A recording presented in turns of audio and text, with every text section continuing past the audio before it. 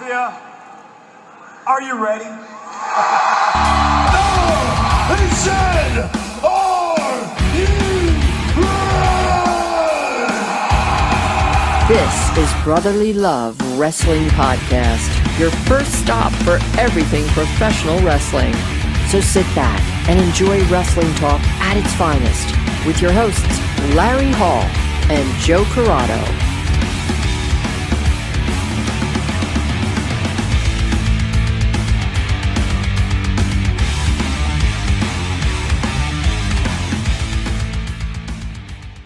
Welcome, everybody, to Brotherly Love Wrestling. And on our show today, we have the Titan Championship Wrestling Heavyweight Champion. That's a tongue twister. It is. Johnny Moran joins us. Johnny, welcome to the show. Hey, thanks for having me, guys. Thank you so much. Recent champion. This was only about a month and a half ago that you had won this championship after many of climbing to get there. And how many year? Yeah, how many attempts did you make at that title before you actually won it? Well, you'll have to count the original Mount Olympus, the first Mount Olympus. That would be the first. And then there was a bunch of I don't want to say number one contenderships, but if I won the match and if I didn't win the match, my opponent automatically got shot to Steve Mack, Travis Jacobs got shot right to Steve Mack after he beat me. And then there was the actual match where I first Steve before, and it went to a count out, and then the final match. So how did it, you were basically running a year-long storyline with mini stories interchanged and intertangled into your story. How did it feel running that long of a storyline? I know it's not like weekly television, so I mean, it's not like you're running the same thing every week, but It's still a year-long feud that you had to keep going and keep fresh and keep interesting. Since we'll break kayfabe on this one. Steve Mack literally had everything mapped out, piece by piece. Every time, I would come through after a match, he'd be like, "Hey, we got to do a promo today. You got to get in my face. It has to be this. I need this energy from you." And I'd be like, "Okay." And then I would just go with it. You don't, and this is what he kept saying to me the whole time we were doing it. He's like, "Listen, we're going a year. Me and you are going to go a year. And, you don't get to see that anymore. This isn't something that gets to be done that much on the indies. Usually it's 3, maybe maximum 4 months. That would be a longer story on the indies." He's like, "We're going to go the whole year. We're going to keep everybody wrapped in." He's like, "You just got to listen and trust me." And I mean, I listened and I trusted him, and the end product was great. I mean, we did multiple, every single show for a year. We did a promo. He actually came to the Sanctuary. We did a little cinematic promo there. And then, it was great to tell a story like that because I'm a big fan of old school wrestling and telling of stories and stuff. So I enjoy the story element almost more than I enjoy any of the action going on. I want to know the why. So it was an extremely great time for me. And one of the things I'll cherish the most, when my career is over, I would say. So what kind of inspired you to enjoy that style, to enjoy the story more than the actual matches? What are your memories of, I'm assuming, watching wrestling before actually getting into wrestling? Yes. What were some of the stories that you got engulfed in? I'm trying to get a grasp of our age gap. I'm 33. Okay, the age gap isn't there. Yeah. I'm 33. So you know how Bret Hart and Steve Austin, God, that had to be from 97 to, well, no, it was 96 to the end of 97. Even when he was leaving and he was going with Shawn, Steve was still picking at Bret. A story like that just they absolutely hate each other and just keep going at each other. And the fact that it would be at an in your house, but then you would get the big WrestleMania match or, the Survivor Series match. I mean, when I was a kid, it was Hogan and Macho Man. No matter what, they were if you saw them on the card, you knew they were going to go at each other.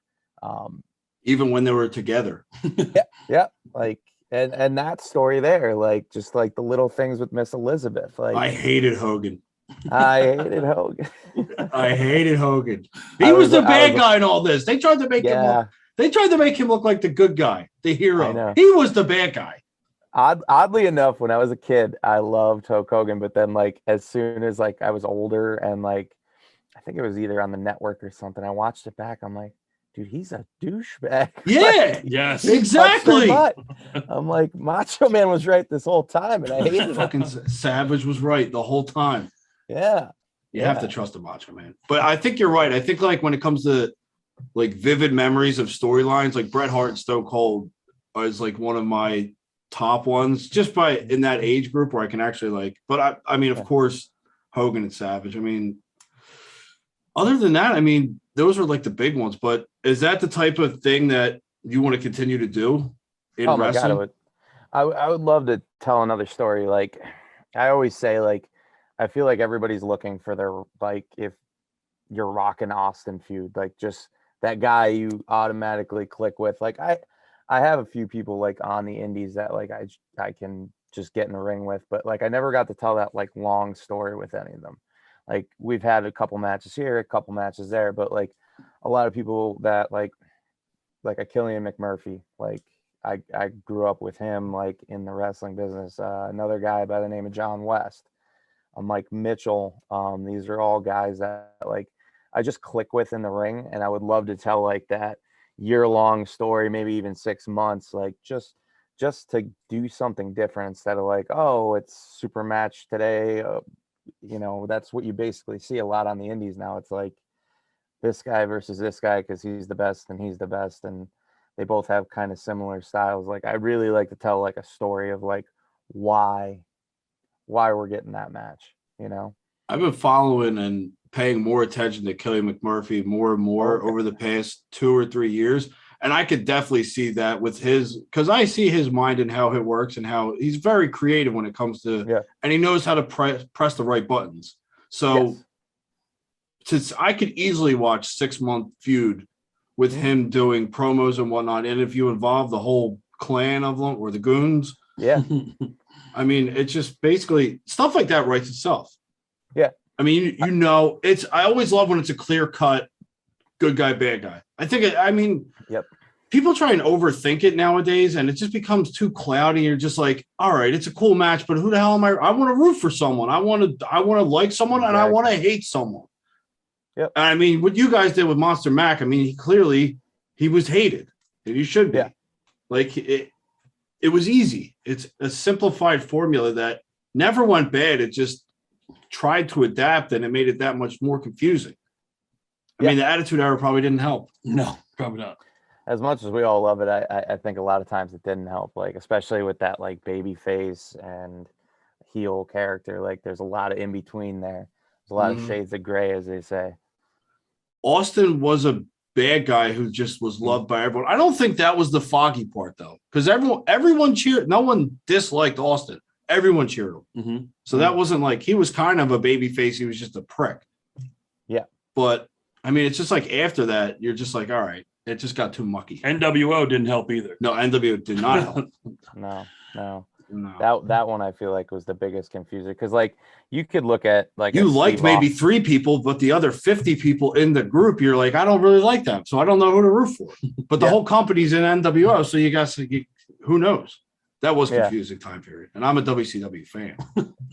I always felt like the WCW side never really got anybody until like Goldberg. Like DDP was like, I would say like towards the end when Goldberg was just getting there, like he was just coming into his own, and Goldberg was coming to his own. Like it was almost bad timing for DDP to come into his own. Yeah.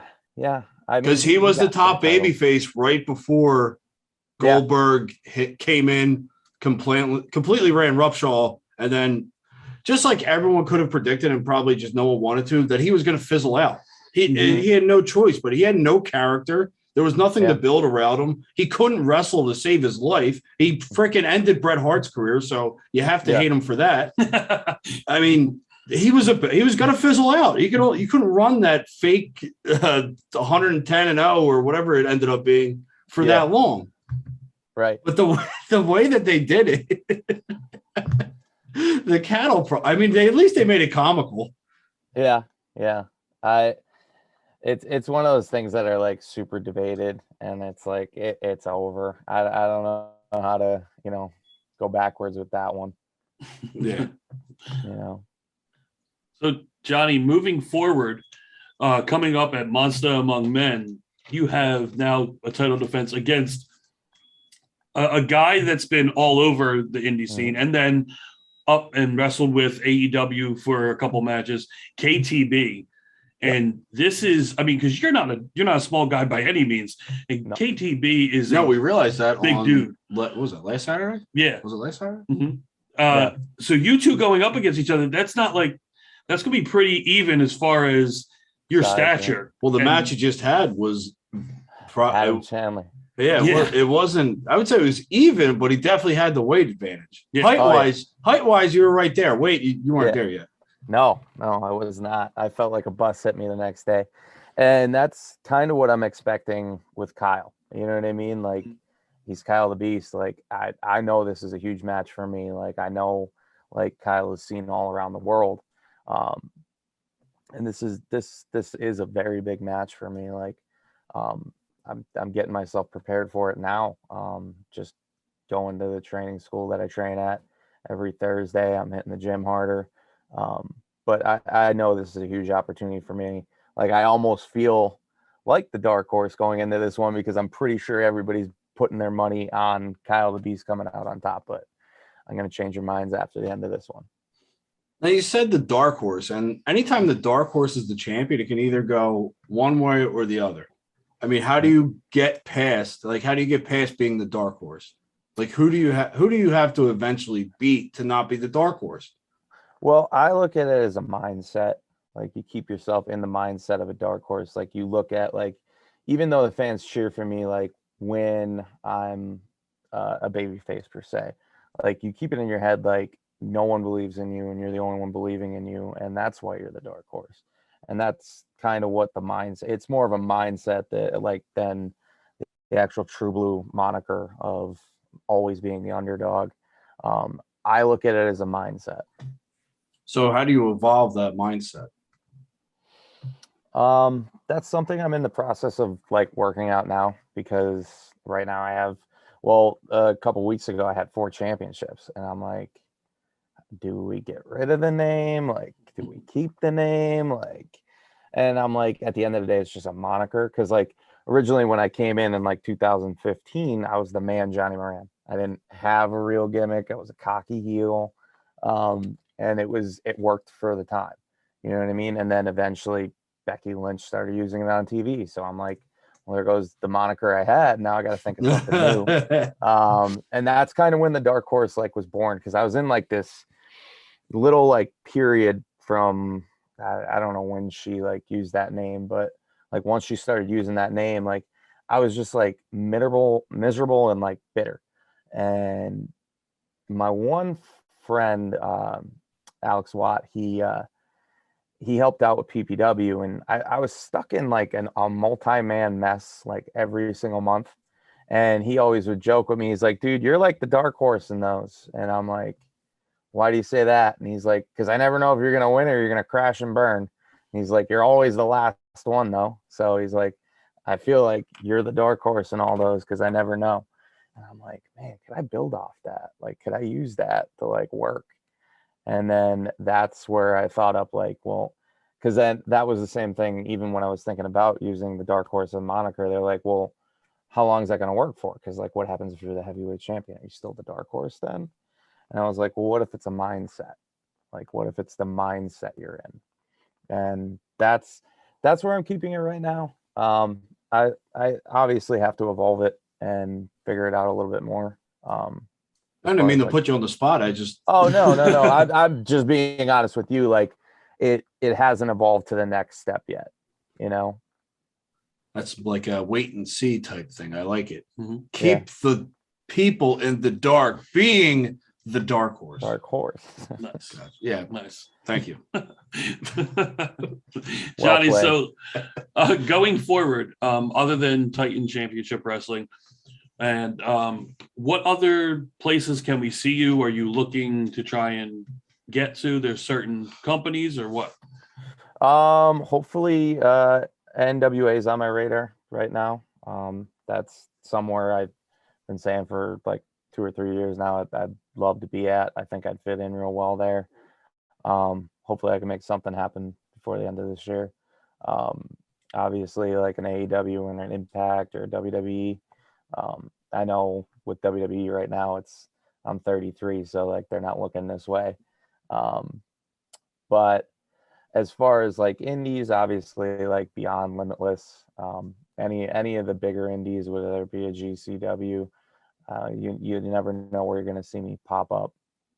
As of right now, my steady bookings would be SWO in Stevens, Pennsylvania.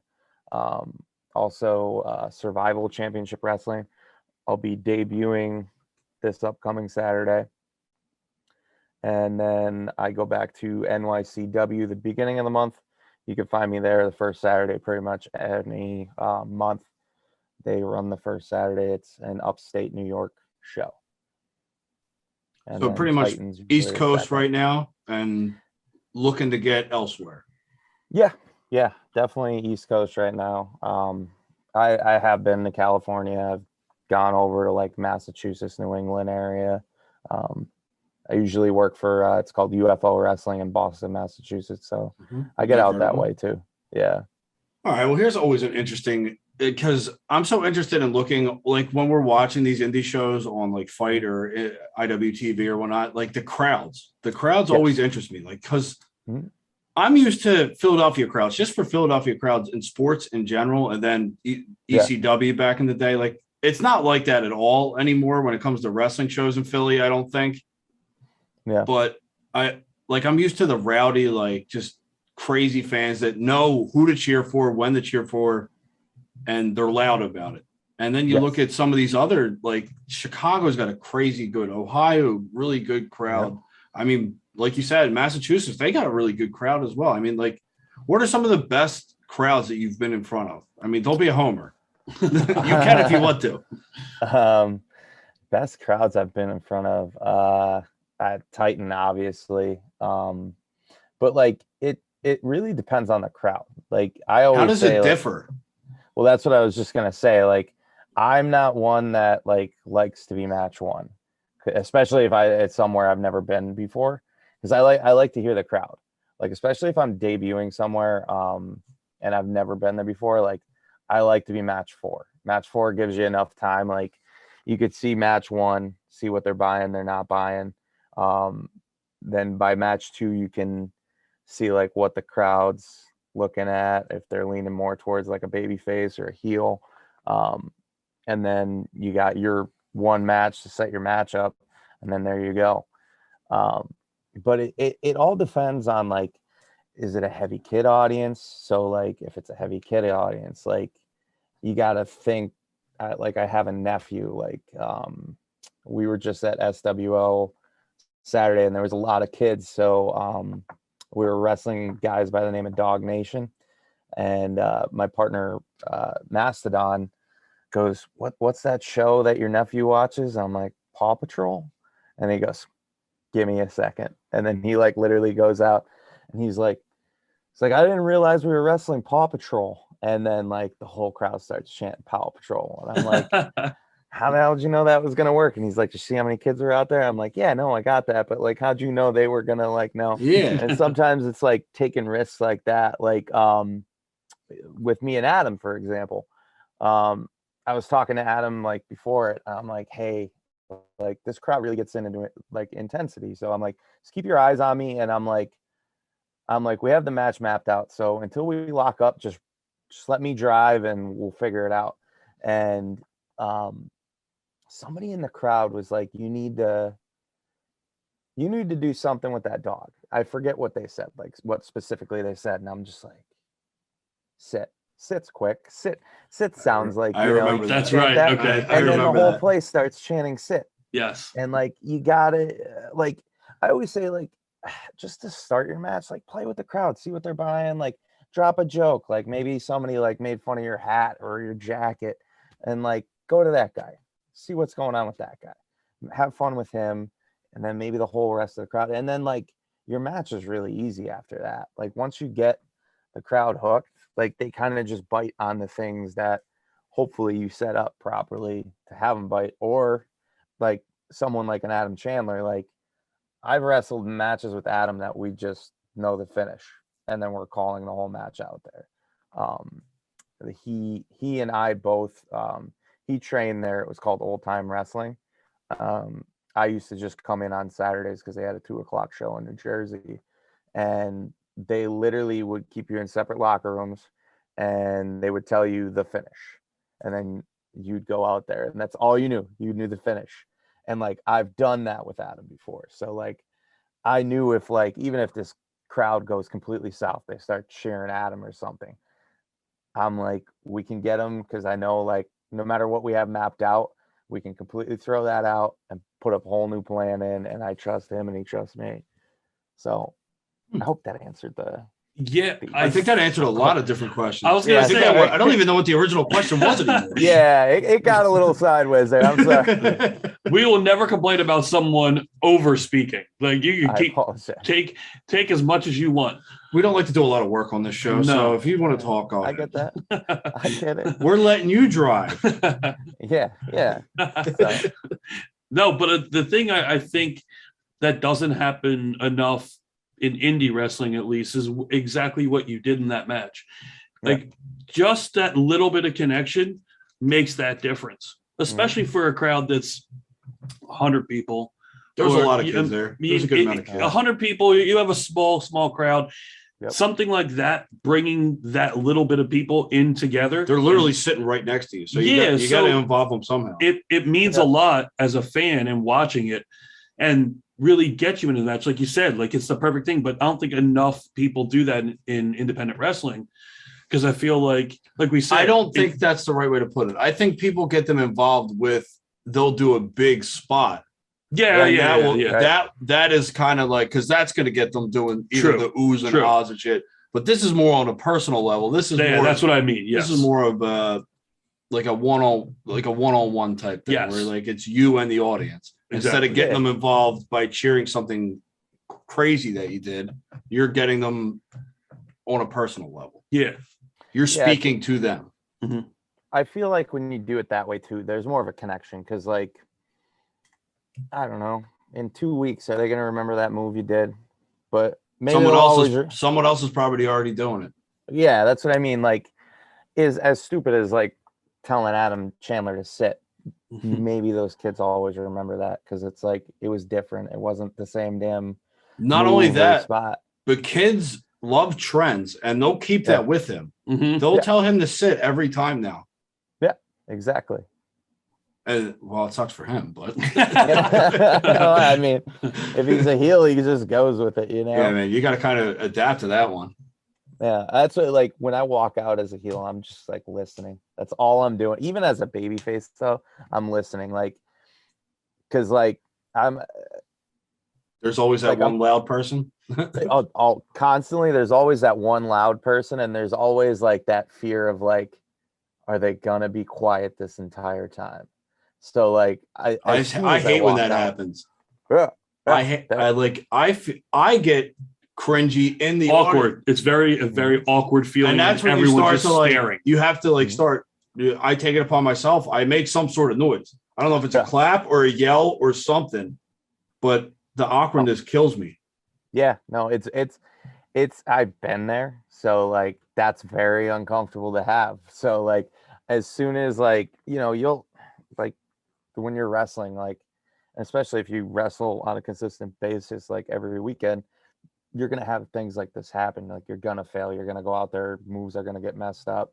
And like almost relying on the crowd to save you sometimes helps. Cause like, there's always going to be that one guy that's just like, Miranda, you suck, or you're a moron. Like, and then I just, you know, it calls me a moron. So then I take my attention to him for a second, turn around, babyface cuts me off or whatever we're gonna do. But that moment is just me and him right there, just so I can get everybody else. And they're like, oh, he's picking on that jerk in the crowd. Like, and then hopefully you can wrap everybody else in with it too. It's the simple things. It is. Yeah. It really is. So Johnny, the another thing I wanted to talk about, because you, like obviously like us, have your own podcast. I do. And Moran and Friends. Oh, what a Yes. bad. And We should have brought that up earlier. oh, of course. But Very rude. what is it like now? Like, because one thing obviously we're so used to doing is talking to people, being the host, and then now switching over and then going on a podcast, like different in mindset. I like to lay back, you know how you said, like, the less I have to talk, the better this is gonna be. Yeah. So like, Well, you can't do that today. That's I know, our job. I know. That is my job. yeah. So like, I envy your position right now. Knowing that I like come on here, like I know I got to talk. So I'm like, you almost like clear your head. Like I sat here, like, I don't know, probably 10 minutes before I like pressed the button, and I'm just like, clear your head. Like, just don't have anything in your head right now to like stop or deter your conversation. We try to. But- Oh, man, we're going to deter your conversation. That's one of my goals. I try to get people. I try to get people off on a random tangent. I think we got you a couple times already. yeah, I was gonna say, I think we've been there. But we try to keep it as low key and as nonchalant. Like, this is like barbershop talk in wrestling podcast form. That's what I consider it. It's literally. I mean, it's weird now that doing this, like, you're like, even like you said it, like, to break kayfabe. I mean, because podcasts exist now, like, and the internet in general, kayfabe is almost like not true, because I think kayfabe could exist in the internet form, because people can get worked about anything. Oh yeah. Like, I'm just waiting for that one big internet beef that is all a huge work, and everyone to just be like, everyone to get in on it together, because that's what we need. Completely agreed. That's what I always say. Like, Eric Bischoff gives a lot of good tips about like using your internet like effectively, and like he'll if you like listen to his podcast, like he'll drop little nuggets on how to do it, and like I always try to listen for those things, and that's something he always brings up. He's like, I don't know why these guys aren't on the indies like working a giant feud over social media, because everybody's on it all day long. Yeah. Like, but you got to make it believable, so you got to bring real life into it, so that people. And all it takes is one good share from one check mark. One check mark's got to get a hold of it, and then imagine if freaking Goofy Cornette gets a hold of it. He's just gonna just by saying something completely asinine, you're gonna get that rub, and you're gonna be set. Yeah, exactly. You'll be trending in minutes. Yeah, that's all you need is someone to just pick it up and run with it. That's the best thing. Like, I don't know why WWE could have ran this like several times. Oh, definitely. There were so many rumors of people hating each other. Just go for it.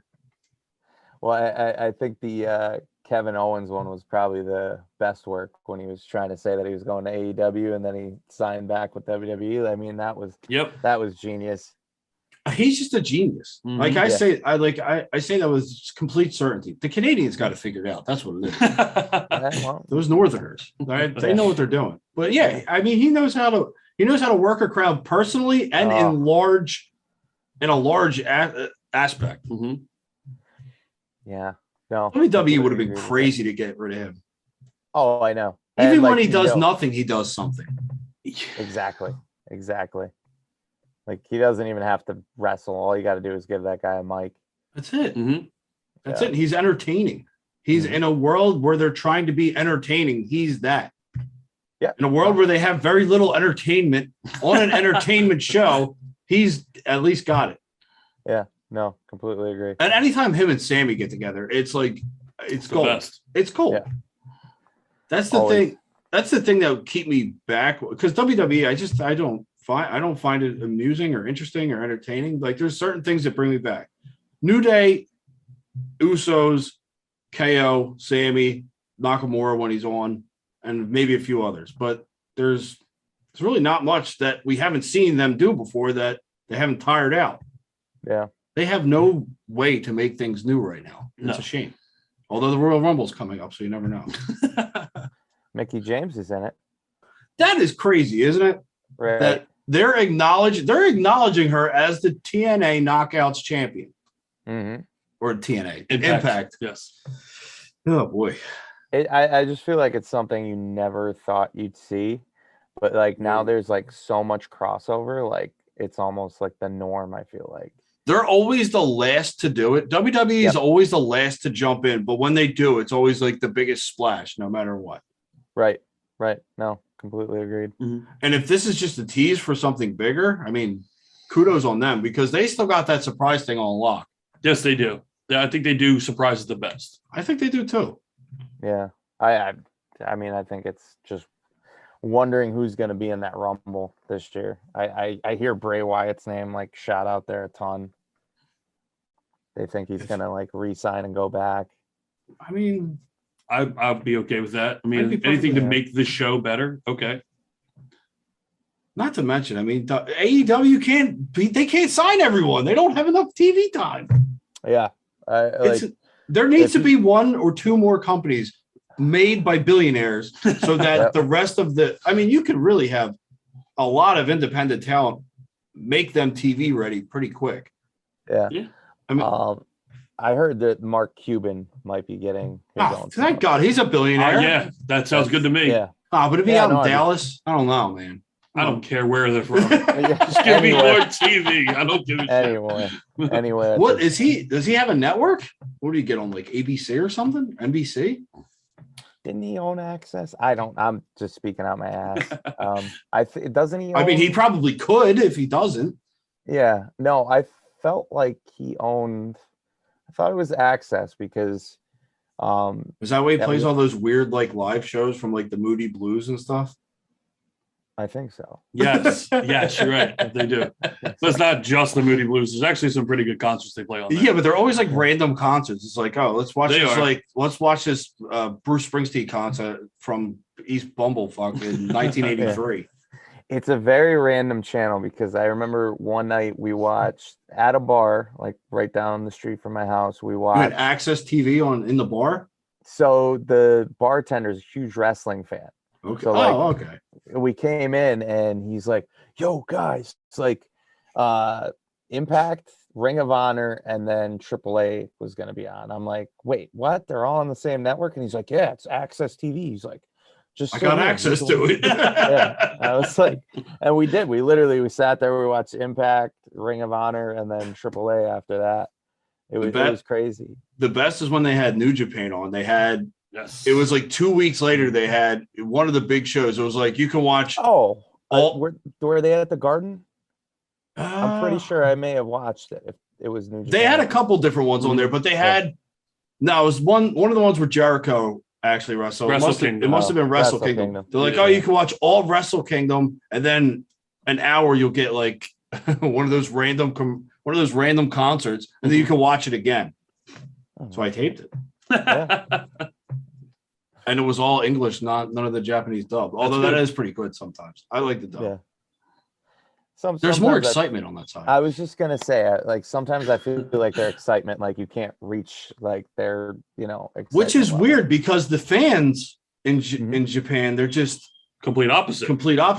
They're not overly excited. I mean, you have to like really, really, really do something to even get them to gasp or clap. But those announcers, he's crazy. Mm-hmm. Yeah. No, I completely agree. It's like watching the Flyers games. Yeah, pretty much. You're a local guy, aren't you? You're up in Scranton. Up in the sticks, yeah. Up in the sticks. Local sticks. Yeah. Local meaning 3.5 hours away. Yeah. From Philly, it's 2.5, I think. 2.5. I don't take too many trips out to Scranton. No. Yeah, no. There's not much out here. I went to school in Stroudsburg. Oh, okay. East Stroudsburg? Mm-hmm. Okay. Yeah, I had a lot of friends. That's also out there. Yeah. It's a completely different culture. It's that school runs that town. Yeah. Literally. It's bizarre. Like, yeah. It's really weird. And then once you once you cross over the bridge and you go into townie territory, then all bets are off. Yeah. Good luck. Your life is on the line. Your life is on the line. You never know. So you stick on the main street with all the bars, and that's it. Yep. Don't get off. There's one Wawa in that area. It's still one of those small Wawas. Yep. I don't know. I haven't been up there. I haven't been up there in so many years, but it was Yeah. a small Wawa right across from Very the college. small Wawa. Yep. And it was always jam packed any freaking time of day, Mm-hmm. especially like 2 a.m. Yes. Well, I very mean, much so. Very course. much so at 2 a.m.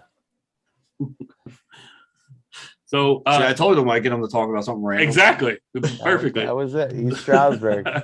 I've lost a lot of brain cells there, I think. Me too. I don't know how many I got left. Yeah. Between doing this and going there, I'm screwed. Yeah. So, Johnny, if you want to plug social medias, merch, upcoming events, whatever you want to do. Yeah, I'll plug my social medias. I hit up pretty much all the shows I got coming up. Mhm. So Twitter and Instagram, it's just Johnny Moran _. If you're trying to find me on Facebook, please friend my page. It's Johnny Moran the Wrestler. And then also I have a YouTube page if you look up Johnny Moran the Wrestler.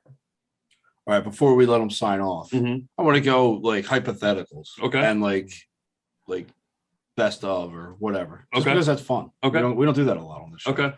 So have you gone to a lot of live shows? Like Yes. either so what As a would you kid? say either as a kid or now? I mean, do you still get lost? Do you still get lost in the moment? If the Or match is really, really good. Yeah. I mean, I feel like that's a Yeah. consensus with Mhm. everybody we ask that Yeah. question. Like you really have to depends on who the two are or three or Yeah. whatever it might be. And Like if someone tells me not to critique their match and I just get to sit and enjoy it, that's usually when I get lost. Like if it's one of my friends and they weren't like, hey, critique this, or like, hey, just so you're getting asked to critique. Oh man, so that means you have to. That's even that's worse. what I mean. Like I almost hate when my friends do that. I'm like, can we just look at it later and pick it apart? I just want to enjoy your damn match and get lost in it. And I almost miss that feeling. I remember when I was a little kid, I had no idea what adrenaline was, but when I was a little kid, I used to get chill bumps up my arm when I used to go see WWE as a kid, and I was just oh, that's hard to get anymore. It's still there. Yeah, It's just but very, very, very rare. Yes. Even I think it was Punk. I think Punk coming back was. I agree. I think that was the last thing, and that was the last real big thing that got me really good. Although Edge coming back too. Any of the comebacks usually get me. Yeah, But no, very little in ring has gotten me to that point. Because the it's storylines wrapped aren't up. there. The storylines aren't there. Yeah. That's But yeah, definitely all right. key. So to deter myself from what I was saying, what was the best match you've ever seen live? Man, best match I've ever seen live.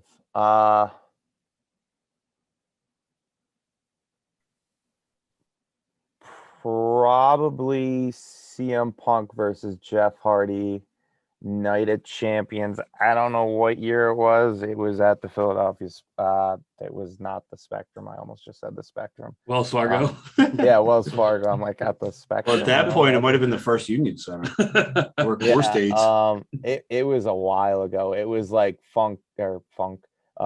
Punk's first title reign. Wachovia. It was a Wachovia. Yep. Yes. Yeah. That's a fucking good match. That Because is. that was still Hardy was still churning at that point. Yeah. And then I would probably say because Stone Cold always brings this up in his podcast. He was just coming back from his neck injury, and he wasn't supposed to wrestle, but he was always in 6-man. So it was him, Undertaker. I forget who their other partner was, but it was basically them against Davey Boy Smith and Owen Hart and I think Farouk. It was random. It was a very random match, but he'll always bring it up because he looked out in the crowd, and I remember this night because it was the night I even got my Stone Cold Steve Austin shirt as a little kid, and I had the Austin 316 shirt on, but I remember that night, my uncle was like, Jesus. And like, he looked around and he's like, I think everyone's wearing that damn shirt. And like Austin brings it up all the time. He's like, we were in this little town, I think Scranton, PA. Like the entire crowd was, they sold out of his shirt. And he's like, I tagged in and Undertaker like yelled at him because he like was not supposed to bump or anything. And like bumped, did a bunch of crap and then tagged back out. And then Undertaker's like, what are you doing? And he's like, did you see all the damn shirts out here? I can't not go in, you know? So like every time he brings that up, I'm like, holy shit, I saw that. I like literally remember that because like my uncle even said, my uncle's like, man, there's a lot of those damn t-shirts around here. There's none left in the building to sell. Mm-hmm. No. That's not a bad problem to have. No, not at all. One of the greatest wrestling t-shirts of all time. I think it's still the top seller. It's got to be. Yeah, I it has mean, to be. what the hell else is going to pass it at this point? Cena ain't doing it. If Cena's not doing it, nobody's doing it right now. Yeah.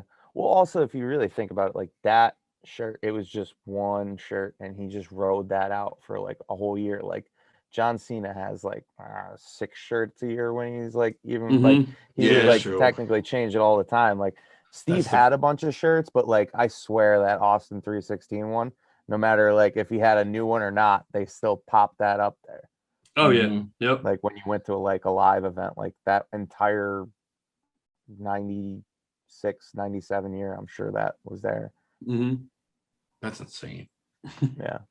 All right. Next question. If you were to fantasy book a match, what would be the one match you would want to see live right now as a wrestling fan?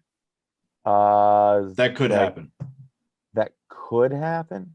Yeah. Well, you can give me one that couldn't happen too. Okay. That could happen.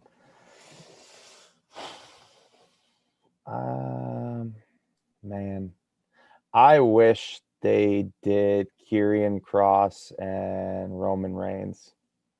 Really? Like, I know that was like supposed to be like the plan, and like it never got to happen because like he got pulled up and he got the weird gear and all that stuff. But like NXT got Karrion Kross versus Roman Reigns now.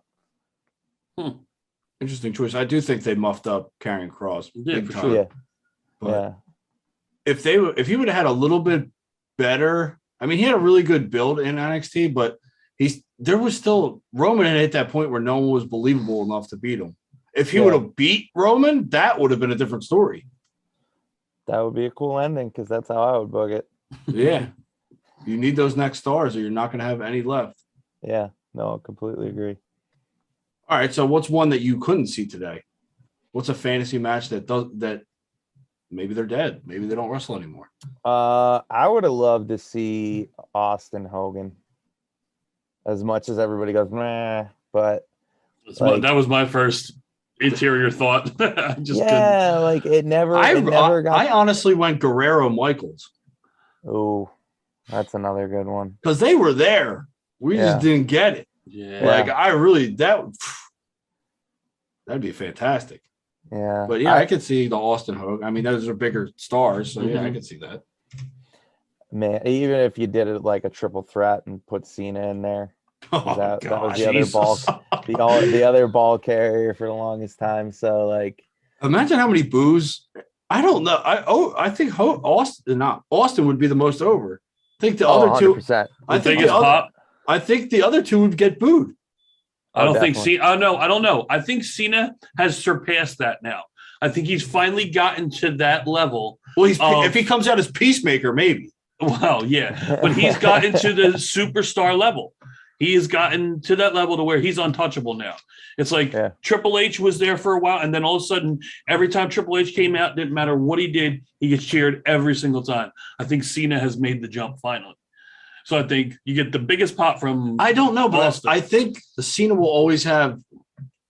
Let's go, Cena. Cena sucks. I think I'll always have that. Yeah, but Kurt Angle had "You suck." It's a more thing of endearment. It's a term of endearment. Like that's I think like that's because look, they did it you to suck, Angle, but I mean that because I like. Yeah, Angle loves it. He puts it on. So yeah, I think it's different. You got to own it. I don't know. Because I feel like Steve's definitely going to get the biggest like babyface pop. Yeah. Hogan's probably going to get booed. Mm-hmm. And then I think if Cena is in the match and he's not playing like Peacemaker, he's getting booed. I think so too. I think he gets booed. I think they think he's going to win. Like immediately the fans go, oh, Cena's in this goddamn thing. He's got to win. As where I'd be over like, Hogan. Well, hey, I'm just saying. I'm sure every fan. Cena's going to be selling his ass off in that match. I'll tell you that much. 100%. The other two can't fucking move. Hogan's hip might pop out of his ass if he goes for the leg drop. Oh God, yeah. And Austin's got no knees and no neck. Was that the last of your hypotheticals? I don't know. It was a good one, wasn't it? It was very good. I like the last one Oh, why don't especially. you come over one, goddamn. I'm okay. You're the one who brought it up. I don't like leaving on. I like leaving on the high note. All right. Well, I think challenge succeeded. So, Johnny, thank you so much for taking the time talking with us. Thank you, guys. It was great talking to you and finally meeting you. And once a guest, always a guest. So we'll have you back. Whenever and you need, just give me the we call. will be seeing you Titan Championship Wrestling against KTB. Oh, thank you. It's going to be February 12th. Yes. So that's going to be one hell of a match. Two big dudes going at it for the heavyweight title. It should be a really good match. Thank you. All right. Have a good night. Thanks again, John. You too.